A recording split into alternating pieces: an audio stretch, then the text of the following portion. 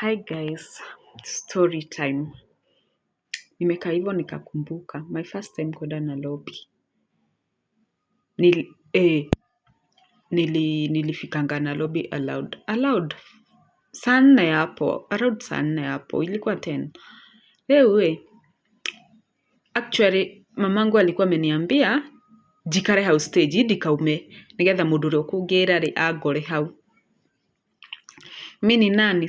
Si nikajiambia leke jere huko. Na nikaanza safari ya kutembea huku.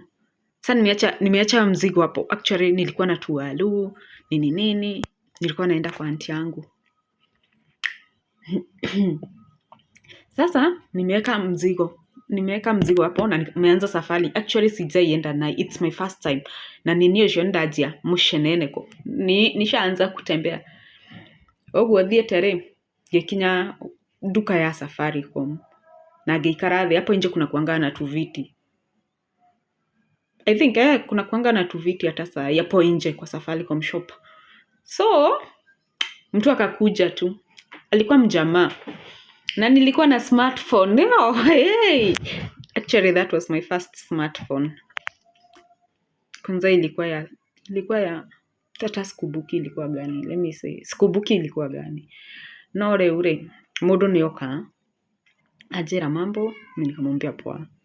Sasa hiyo mimi ni mshamba, ile mshamba like mshamba. Amekuja akaniambia mambo poa.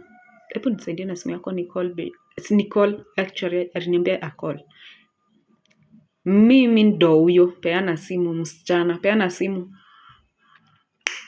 Sijui huyo mtu alinifanyia nini but I remember aliniomba mpaka nini? Aliniomba mpaka nikampea mpaka password. Na nikamwekea vizuri na nikamwambia ebu chora nione kama umeelewa vile inacholwa. Nimepeana mpaka password. Msichana mwili tunaheana ginya password. Jamaa wangu alienda. Do you know guys, jamaa wangu alienda akakaa harudi, akakaa. Nini ucio ndire thimu. Na nijetereirwo o kuria koja na ndi duka-ini ya Safaricom.